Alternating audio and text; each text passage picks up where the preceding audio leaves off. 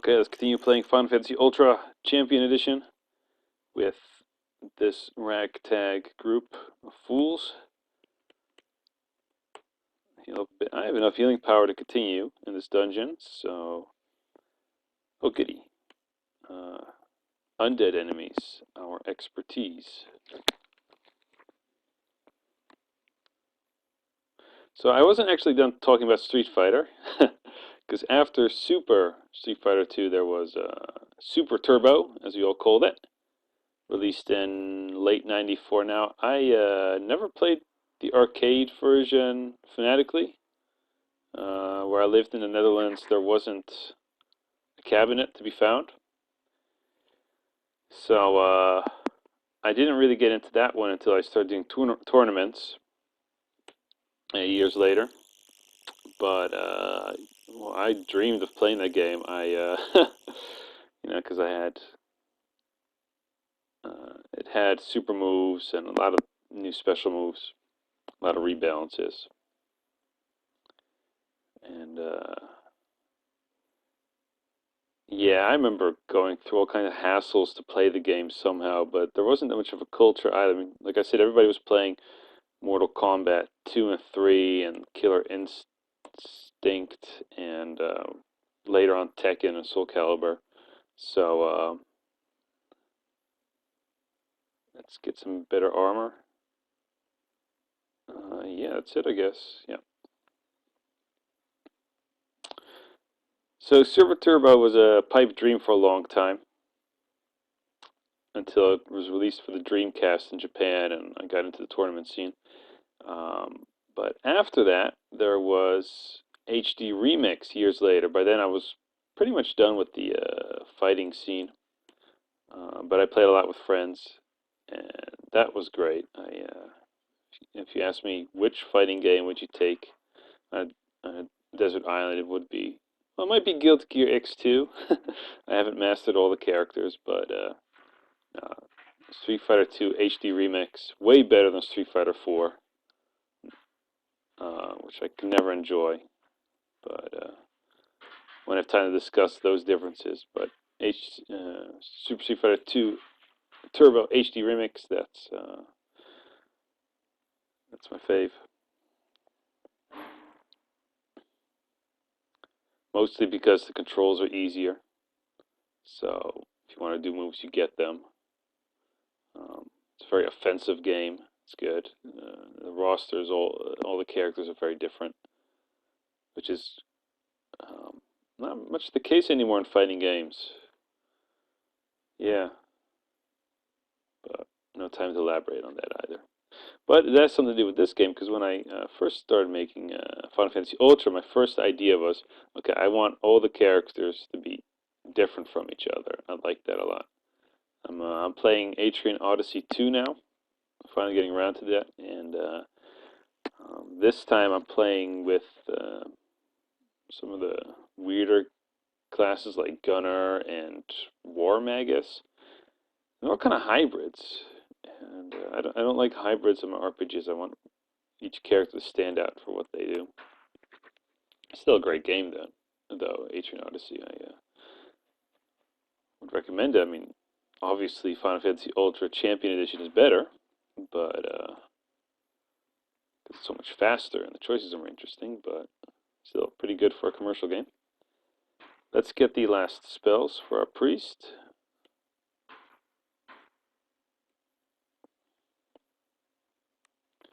I think we're done with that. Good. So if I wanted to, I could get some armor, but nah. This party's fine at staying alive. So we're going to try to beat Bikke now. We are level 4. Bit low.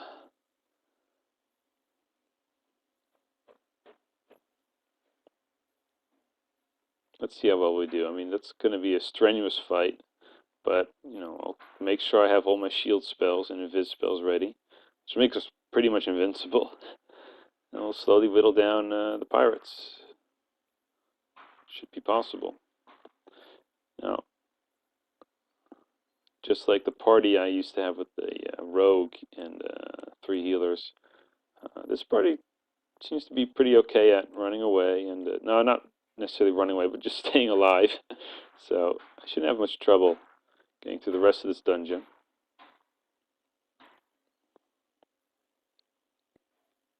There we go. Ooh, I would love to fight these for the money.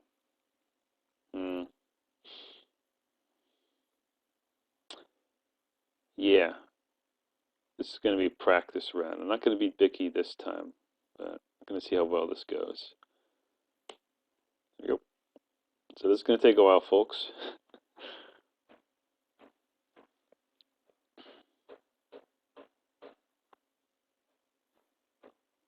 An invis. Let's see how well shield and an invis do. I keep doing 1 damage. I see 4 damage. Let's add some evades.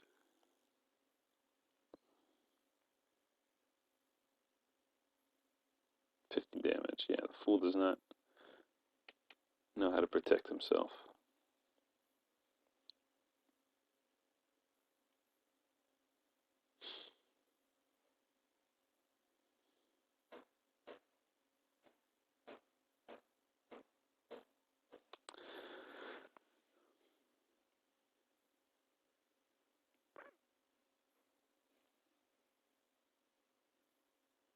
Kind of thinking of things to talk about during these long fights, but I think I've talked enough about Street Fighter. I don't feel like telling my whole history of tournaments. It's a good time.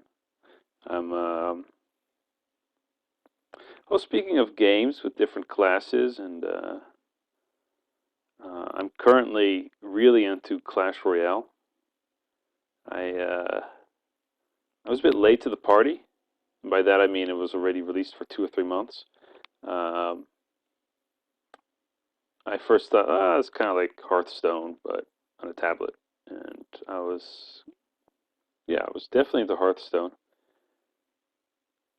Definitely better than Magic and more skilled. I'm gonna tell you, again, I don't have time to argue this. Maybe I will later on the video, but no, really. I've played Magic since the beginning, pretty much. So more than 20 years of Magic experience.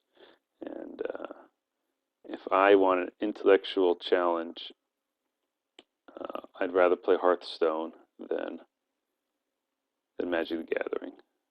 Yeah. And, Magic has plenty of depth. That's not the problem. It's just that, pretty much every game has a limited amount of depth. It just, what it boils down to is where do you find the depth? So I guess I will discuss this before getting on to Clash Royale. Like this game, how do you get good at this game? Well, you need to know all the enemies. You have to know what happens. So it's mostly a matter of what I call mastery, just figuring out what everything does. There's no dexterity required in this game. You don't need quick reflexes. Right? You just need to know what the things do. And there's a little bit of strategy involved, making a party that works well together, although it's not very challenging. We're going to go to beat Bikke anyway. We got pretty far. Oh, new weapon, but we already have that one twice. So, yeah, there's some thinking ahead in this game. I don't think it's a very deep RPG, this one, but it's smooth. It's elegant. So, yeah,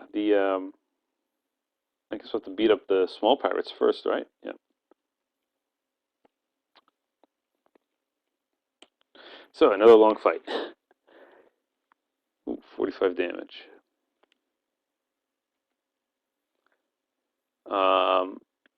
Now, this game is not very challenging.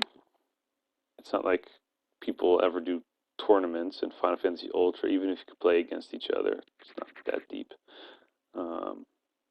I like to believe Final Fantasy Ultra is good because for an RPG, there's a lot of expression. You get to make your own party and play the way you want to play. Okay, I need to do some healing.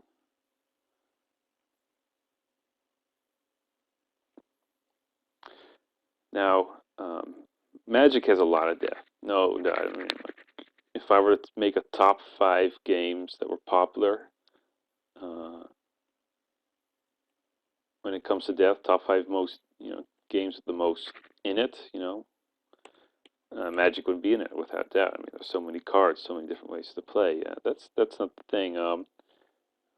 So I guess if you're looking for a card game to find a challenge in deck building, yeah, Magic would be better. I mean, they make more cards, they have more cards, the cards do crazier things. So there are more knobs to dial. But at a tournament level, which is what I'm used to playing, well, let's be honest. 99% of the decks at tournaments are net decks. You know them. Uh, you, as a single person, do not have the ability to drastically alter, to come up with a deck that's drastically different from what's already in the field. So, if you want to be good at Magic tournaments, deck building is not where it's at. It's at playing the right card at the right moment. So, Magic is mostly math. Oh, geez. A lot of math behind that. And Hearthstone is just as much math. It sure does. Finding out which card you like to draw at a certain moment. There's Hearthstone has more randomness, which might feel cheap to some people, but in practice it means there's even more math to contemplate. So that again differentiates as a skilled player from the less skilled player. So and what the biggest difference boils down to are the mind games. Now, I'm not saying Magic is very high in mind games compared to a card game like Yomi, of course, or Puzzle Strike. It's like not even close. But Magic does have its moments where you're trying to outplay your opponent, where you need acumen. And but Hearthstone has, my experience, 3 times as much as that. And why? That's because of the mana system. It's steady. The mana system in Hearthstone uh, has a bigger influence on dictating which card you will likely play. And so, in a sense, plays are more obvious in Hearthstone. There's less land clutting the cards you're likely to draw. So, because there's less randomness in Hearthstone when it comes to which lands you drop and which cards you draw, I don't think we're going to win this. I kind of forgot we can heal. We're talking about other games. So, let's keep healing. What I often see in Magic is that, and what I see a lot in Hearthstone is playing around other cards and trying to deceive your opponent that they may or may not have that card. I think that's not the main factor, but it's a big factor that I don't see as much in Magic. When determining who's the better player, and I miss that. I mean, of course, there are counter spells, but so there's some of that. And Magic has improved the last 6 years when it comes to tactics. But